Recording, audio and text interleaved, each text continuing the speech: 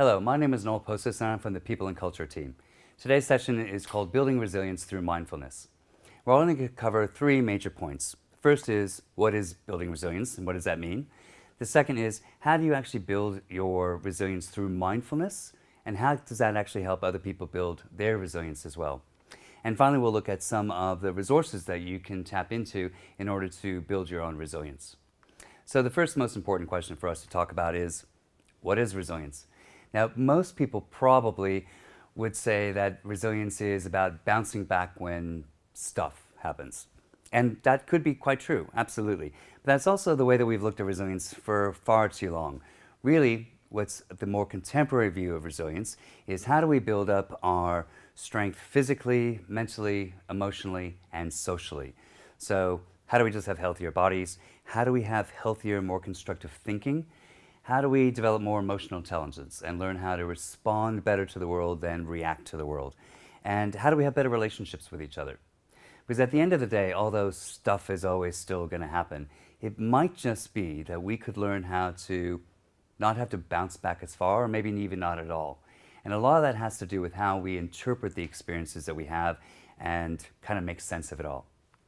So a big chunk of that is how we deal with stress. So what is stress? Stress is all the things that we might need to cope with in any given moment. And I put this into context.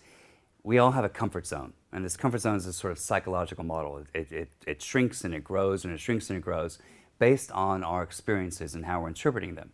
So the best place for our comfort zone to grow, as well as for our resilience to grow, is the stretch zone. So the stretch zone is where we try new things, where we explore, we ask more questions, we just give it a go and see what happens. And sometimes that works out really well and sometimes it doesn't, but it doesn't quite hurt, if you know what I mean. Because if we went too far, too fast, too full on, and it just was too scary, that's the panic zone. And when we hit the panic zone, our comfort zone tends to shrink down. It gets much smaller. And we are less willing to try something new after that. So it kind of makes a lot of sense that when we have lots of experiences and they go well, or at least we learn how to process them well, we generally have bigger personal and professional growth. But it's those moments when it gets a little bit too much and we shrink back, that's when we become a little bit less willing. So our resilience grows in our stretch zone, but it can shrink in our panic zone. Now, all of us have this wide range of how stress appears in our lives. And for some of us, there's not a lot of stress. It might be a little bit boring, might be a little bit of fatigue. That might be where we kind of feel like we're stuck in a rut. And that could actually be on design. We've actually planned it that way because some other part of our life is full of stress.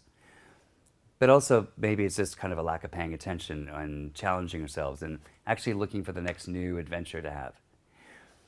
Because the optimal zone for stress is where we get creativity and problem solving and have those adventures and try new things, and the little failure is all right, as well as making progress. We're not as concerned about the big achievements. We're thinking about how do we make little bits of progress as we go along. But on the other end of that scale is the potential burnout zone. That's where we have so much stress.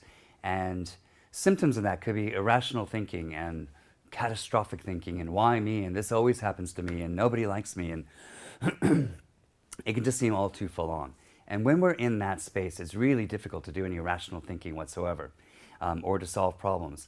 It can just seem all too much. Now, for some of us, that is kind of by design. It might be that work is really full on, so I need my home life to be really simple. Or work's really simple because my home life is really full on.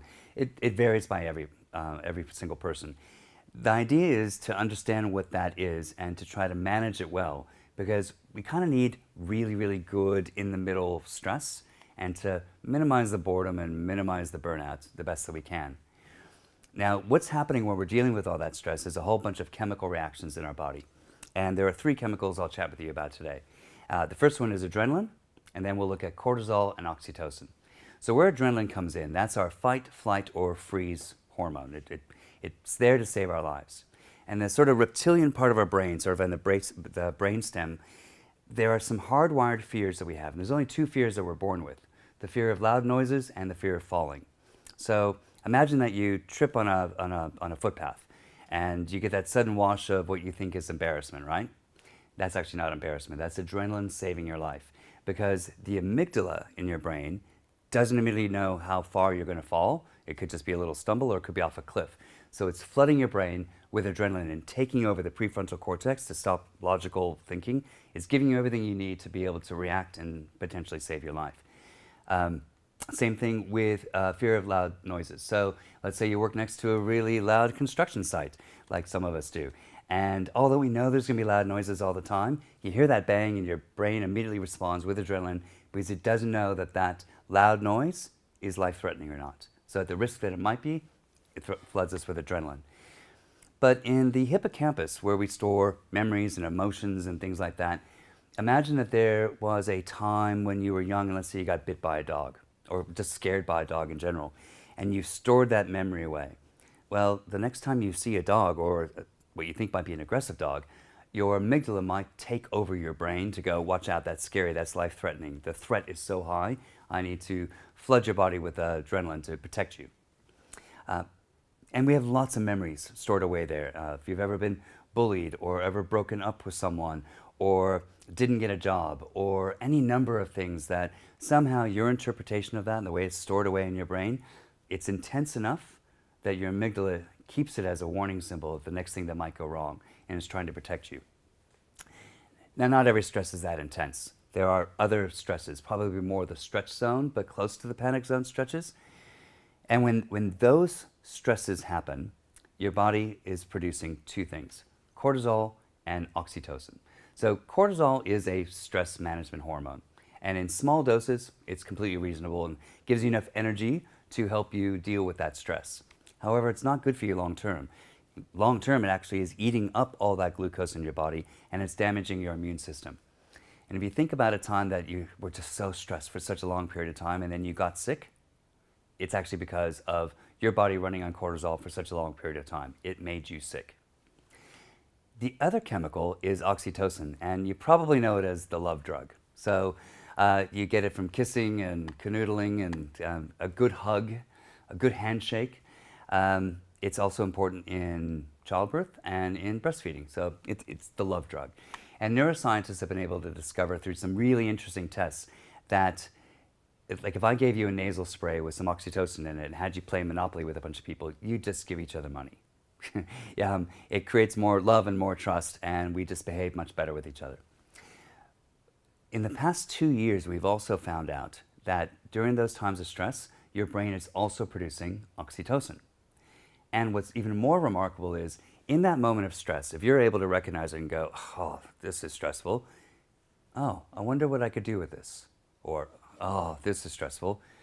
Can I change this? Have I played some part in creating this? Is there another way of looking at this?